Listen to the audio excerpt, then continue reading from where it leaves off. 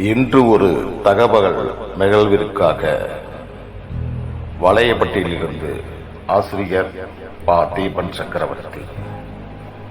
இன்று ஜூலை 29 பன்னாட்டு புலிகள் நாள், உலக புலிகள் நாள் என ஜூலை 29 கொண்டாடப்படுகிறது.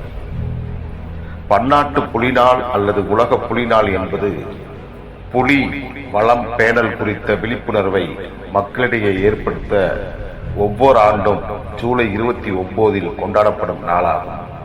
இந்நாள் 2010 சென்ட் பீட்டர்ஸ்பர்கில் நடந்த புலி குழுமம் குறித்த கூட்டத்தில் உருவாக்கப்பட்டது. இந்நாளின் நோக்கம் புலிகளின் இயற்கை வாழ்விடங்களை காப்பாற்றுவதற்கான உலகளாவிய அமைப்பை ஏற்படுத்தி புலிவளம் பேணும் சிக்கல்கள் குறித்த பொதுமக்கள் விழிப்புணர்வை மேம்படுத்தி அவர்களது ஆதரவை பெறுவதாகும். நமது இந்திய நாட்டின் தேசிய விலங்கு புலி ஆகும். புலிகள் உலகளாவிய அளவிலும் இந்தியா நாட்டின் அளவிலும் பண்டைய மன்னர்களாலும் மக்களாலும் வேட்டையாடப்பட்டது. புலிகளின் எண்ணிக்கை நாள்தோறும் குறைந்து கொண்டே வருகிறது. எதிர்காலத்தில் புலிகளே இல்லாத ஒரு சூழ்நிலை உருவாகும் நிலை உருவாகியுள்ளது. எனவே புலிகள் என்ற இனத்தை காப்பாற்றுவதற்காக பன்னாட்டு புலிநாள் அல்லது உலக புலிநாள் ஜூலை 29 உலகளாவிய அளவில் கொண்டாடப்படுகிறது. இன்று ஒரு தகவல் ஜூலை 29 இன்று ஒரு தகவல் நிகழ்விற்காக வளையப்பட்டியிலிருந்து ஊராட்சி ஒன்றிய நடுநிலைப்பள்ளி, தேனி மாவட்டம், போடி ஒன்றியம். நன்றி, வணக்கம்.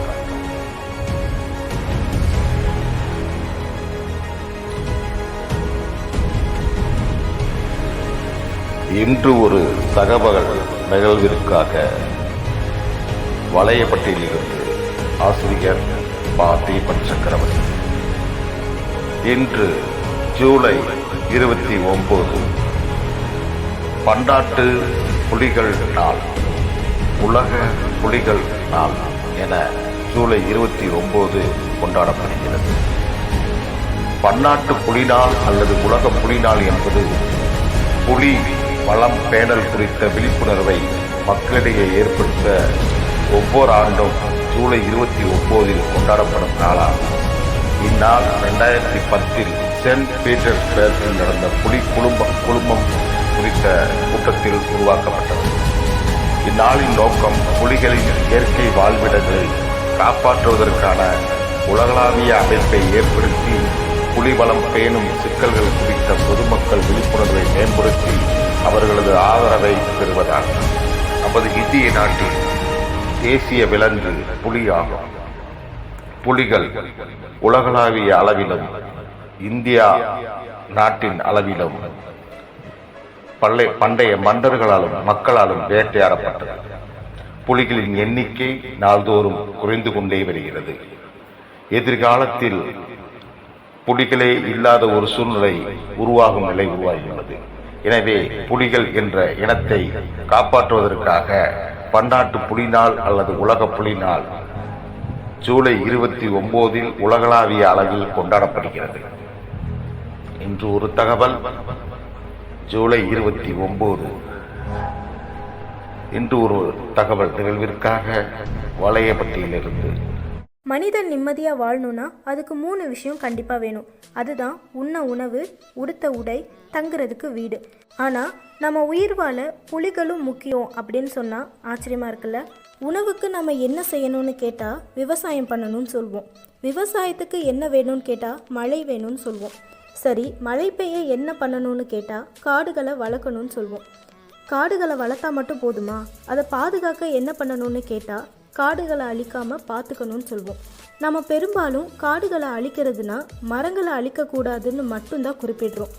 ஆனால் வனவிலங்குகளை அழிக்கிறதும் குறிப்பாக புலிகளை அழிக்கிறதும் காடுகளை அழிக்கிறதுக்கு சமந்தான். உண்மையை சொல்லணும்னா காடுகளை காப்பாற்றுறதே இந்த புலிகள் தான் அப்படின்னு சொன்னால் அது மிகையாகாது. ஒரு வளமான காட்டோட குறியீடே இந்த புலிகள் தான். இந்த புலிகளுக்காகவே ஜூலை 29ஆம் தேதி சர்வதேச புலிகள் தினம் அப்படின்னு ஒரு நாளே கொண்டாடுறாங்க. அப்படி என்னதான் புலிகளால் நமக்கு பயன், ஏன் நம்ம புலிகளை பாதுகாக்கணும், அதோட சிறப்பம்சங்கள் என்னென்ன அப்படின்னு தான் இந்த வீடியோவில் பார்க்க போகிறோம். So welcome to my channel chit chat.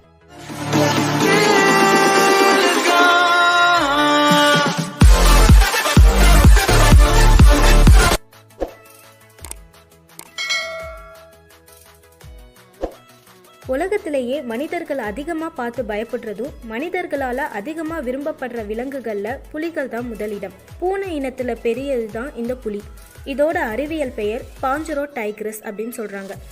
என்னதான் வெளி தோற்றத்தில் நம்மளை மிரட்டும் தோரணையில் இருந்தாலும் பழகுவதற்கு ரொம்பவே அமைதியாகவும் சரியான முடிவெடுக்கும் திறனும் கொண்டது. புலியை நம்ம நாடு மட்டும் இல்லாமல் வங்கதேசம், மலேசியா, தென்கொரியா ஆகிய நாடுகளும் புலியை தங்களோட தேசிய விலங்காக வச்சுருக்காங்க. சரி, இப்போது புலிகளோட அவசியத்தை தெரிஞ்சுப்போம் வாங்க.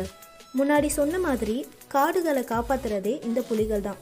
ஏன்னா புலிகளை கண்டு பயப்படாத ஆட்களே இருக்க முடியாது. காடுகளில் வாழ்கிற விலங்குகள்லையே பலம் வாய்ந்த விலங்குனா அது புலி தான். இப்படிப்பட்ட புலிகள் இருக்கிறனால தான் நம்ம காடுகளை பயன்படுத்தவோ அதுக்குள்ளே போகவோ பயப்படுறோம். மனிதன் வாழ்கிறதுக்கு நீரும் சுவாசிக்க காற்றும் கண்டிப்பாக வேணும். இப்போ புலிகள் இல்லைன்னா நம்ம காடுகளை பயன்படுத்த ஆரம்பிச்சிருவோம். மரங்கள் வெட்டப்பட்டு மழை வராமல் இயற்கை சூழ்நிலையே அழிய நேரிடும். அது மட்டும் இல்லாமல் புலிகள் எச்சத்தால் பல்வேறு புல் பூண்டுகள் முளைத்து காடுகள் இன்னும் செழுமையாகுது. ஆனால் இப்போ வனப்பகுதிகளில் மனிதர்கள் அதிகமாக நடமாடுறனாலையும் காடுகள் சுருங்குறனாலையும் அடிக்கடி மனிதன் வாழ்கிற இடத்துக்கு புலிகள் புகுந்து கால்நடைகளை வேட்டையாடுது. இதனால புலிக்கும் மனிதர்களுக்கும் மோதல் ஏற்பட்டு புலிகள் வேட்டையாடப்பட்டது. உலகம் முழுவதும் 1,00,000க்கும் மேற்பட்ட புலிகள் இருந்துச்சு. இப்பொழுது வெறும் 3,400 புலிகளே உள்ளது.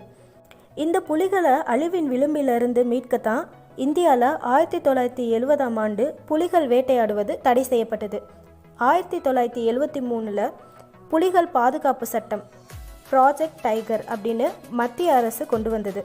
இதன் மூலமாக புலிகள் வாழும் பகுதிகளை புலிகள் காப்பகமாக அறிவித்தது. அது மட்டும் இல்லாமல் கடந்த 2010 ரஷ்யா போன்ற 13 நாடுகள் சேர்ந்து புலிகளை பற்றின விழிப்புணர்வு மாநாடு ஒன்று நடத்தினாங்க. அதில் தான் ஒவ்வொரு ஆண்டும் ஜூலை 29ஆம் நாள் சர்வதேச புலிகள் தினமாக கொண்டாடப்படணும்னு அறிவித்தாங்க. மொத்தம் இந்தியாவில் 49 புலிகள் காப்பகங்கள் இருக்குது. அதில் தமிழகத்தில் களக்காடு, முண்டந்துறை, ஆனைமலை, முதுமலை, சத்தியமங்கலம் ஆகிய இடங்களில் இருக்குது. புலிகள் எப்போதுமே மனிதர்களை உணவாக உண்பது கிடையாது. சில வயது முதிர்ந்த வேட்டையாட முடியாத புலிகள் மட்டும்தான் மனிதர்களை கொல்லுது. அதுவும் எப்போதாவது தான் நடக்குது. மற்ற நேரங்களில் மனிதர்கள் வளர்க்கும் ஆடு, மாடு, கோழிகளை வேட்டையாடுது. அதனால புலிகளால் மனிதர்களுக்கு ஆபத்து கிடையாது, மனிதர்களால் தான் புலிகளுக்கு ஆபத்து. எனவே புலியின் முக்கியத்துவத்தையும் அவற்றின் மகத்துவத்தையும் அறிந்து புலிகளை பாதுகாத்து புவியை காப்போம். புலியை நம் தேசிய விலங்காக கொண்டதற்காக பெருமிதம் கொள்வோம். மேலும் சர்வதேச புலிகள் தினத்தை கொண்டாடுவோம். நன்றி. இந்த வீடியோ உங்களுக்கு பிடிச்சிருந்தா லைக் பண்ணுங்கள், ஷேர் பண்ணுங்கள். மேலும் சிட் சாட் சேனலுக்கு சப்ஸ்கிரைப் பண்ணுங்கள். தேங்க்யூ.